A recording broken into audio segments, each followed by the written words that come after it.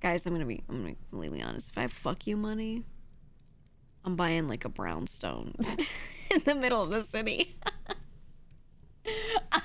I know myself. I can fantasize about this shit all I want. I got fuck you money. I'm buying like a 5 apartment walk up and shoving my family in there. That's what I'm doing. Oh, what? A brownstone? You know. Here. NYC brownstone. It's a New York thing. They call it a brownstone building. It's got that stoop, those stairs going up to it, and then everything vertically above there. They're pretty good size for houses, actually. They have a bunch of them in Brooklyn, closer toward Manhattan, and then in Manhattan.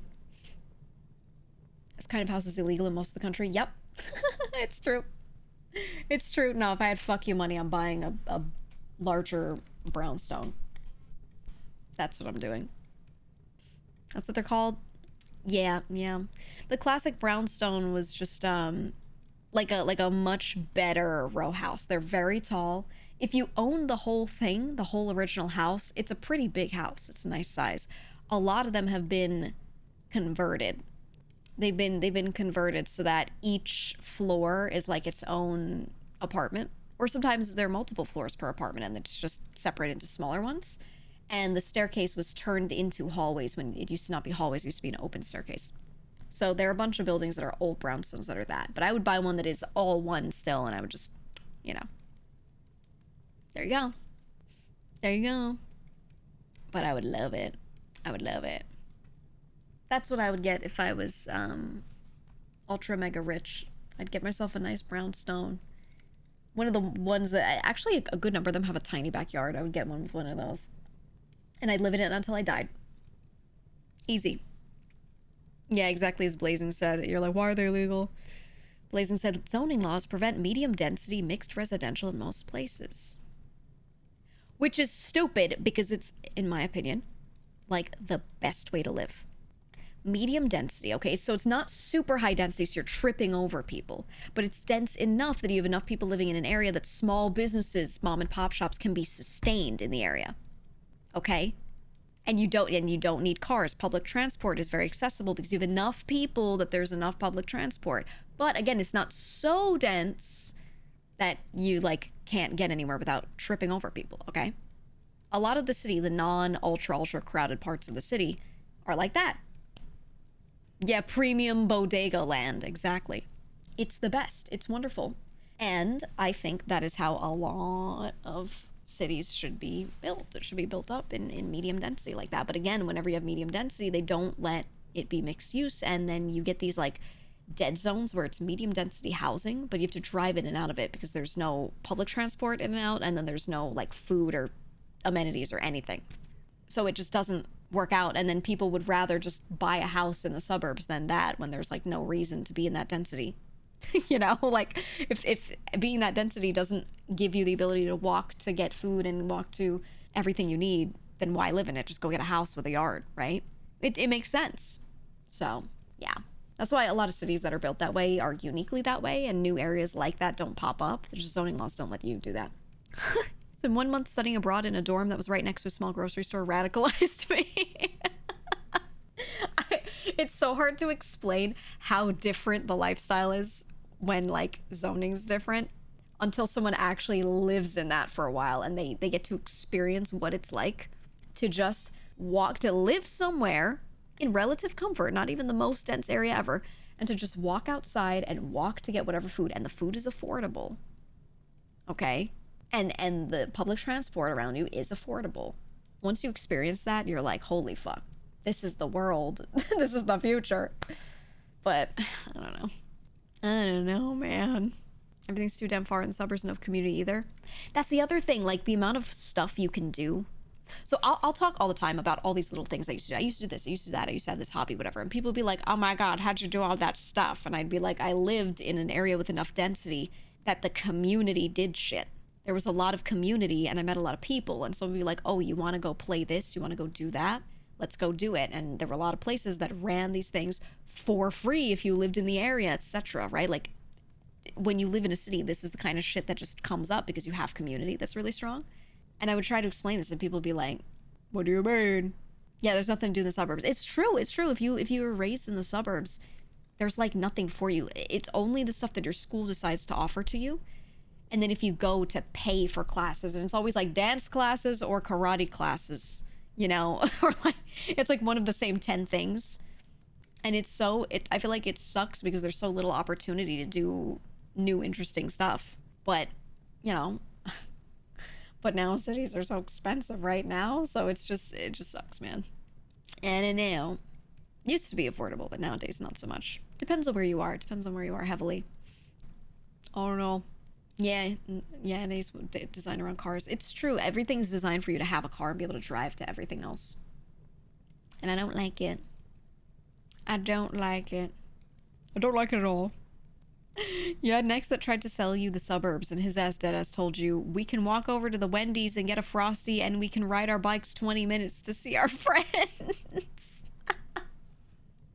I know, dude, it's crazy. I mean, that's the thing is, like, in one spot I used to live, I would be able to walk outside, go eat at like 20 different restaurants that all, when you did counter service, you didn't eat in there, were not that expensive. Okay? So easy. And then if I wanted to go eat something else or want to go somewhere else, I could walk a couple of blocks, not far at all, couple of minutes walk, boom, I'm at a train station. Now I can get literally anywhere, hours away. Any of that, wide stretching, anywhere from this train station, right? And it was not very expensive, the fare, not expensive at all. And then on top of that, there was shit happening because there was such a high population, and it wasn't crazy high, but it's high enough. Every little mom and pop shop had interesting stuff going on. So all the nearby bars all had like trivia nights and, oh, we're going to watch these games these days or whatever. So I could go everywhere and do something. Every night there were like multiple things going on that I could go check out that were very community oriented. So you could go and hang out with people and get to know some of them and start to see them more regularly, whatever. And it was just nice. It was just really nice. And there was always something. And if you ever had a day where you're just sitting at home and you're like, man, I just want to like do something. It's getting a little monotonous. You could just walk outside and find something. And again, a lot of the time it would be cheap. You walk into a bar and they're having trivia night. You just sit down and be like, yo, let me get one drink. Doesn't even have to be expensive. Let me get one thing of fries and do some trivia. And they'd be like, fuck it, let's go. If they knew you, you could just do it for free. You know, if they had space. I don't know, man. I feel like you don't really like get that stuff in suburbs.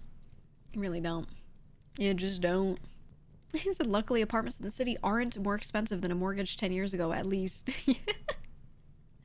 Oh, man. I know so many people now that, they've, like, given up on getting a house because of how much it currently costs. And they're like, fuck it. I'm just going to live in a city in an apartment. So I can at least have the nice day-to-day. Oh, well. Oh, well. A day pass in Chicago is $5. It's a fucking steal. That's it? Dang. Okay. That's pretty good. That's pretty good. I don't know. I just like being in the city, man. And in certain areas, it's actually just as affordable as a house. You know, just choose where you want to live. Other areas that are more expensive in the city, though, are so crazy expensive that like the HOA fees are more than the than the mortgage, and it's really scary. It's weird. It's weird. Did you ever feel your soul leaving your body anytime you had to live out in the suburbs? Oh, yeah. I mean, I've lived in pretty much, like, every type of place, every type of living arrangement, at least for a year. At least. I don't like it. I don't hate it. But when I compare it, I'm just like, I don't know why I would pick this. I really don't know why. I don't know. And I think it's just, I don't know. There was like one job that I had for a while where I did go and live in a suburb for a couple years. And I was getting like slowly more and more depressed. I didn't realize it. And I was just like, I don't want to do anything. And I felt like it was because there was nothing to do, but it was also just like, I just hated that place. I didn't realize how much. And then when I moved back to a city after, I was like so much happier almost instantly, just having a lot of stuff accessible to me. And I was like, oh, you know, like it doesn't hit you when you're in it so much.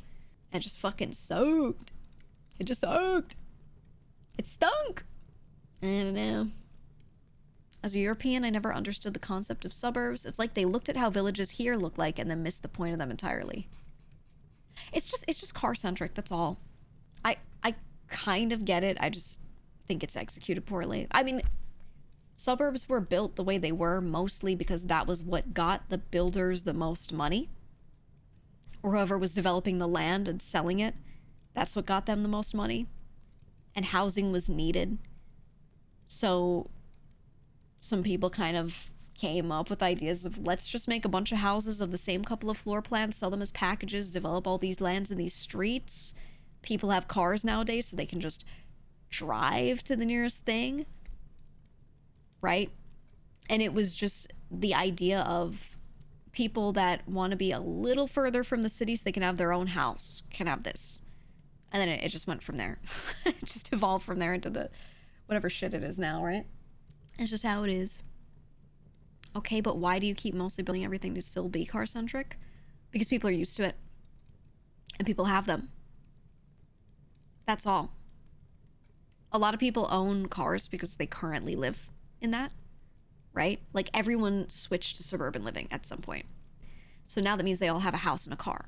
So if the sell is, oh, get a condo in a city area and get rid of your car, a lot of people are going to be like, I'm not getting rid of my car. I already have one. You know what I mean? Like, they're just going to be like, no, right? Or they're just used to it and they start to live in a bit more density and they're like, oh no, I suddenly have to learn how to live around other people. And they go, no, I don't want to. Right? Ignoring the other positives that part will bother them and they just go, no. Right? It's just tough. Also, like, that's what already exists, right? So it's not like they're building a fuck ton more suburbs. They're still building more. There are more housing developments always going up. But there are a lot of existing suburbs. So if you're in the US and you're like, I am old enough and economically stable enough to buy a home, to buy something to live in, you start looking. What's out there? 500 to 700,000 for a house in a suburb, not too far from a city, but far enough. Okay. Or that same amount in a city that buys you a shoebox and it's shitty and old.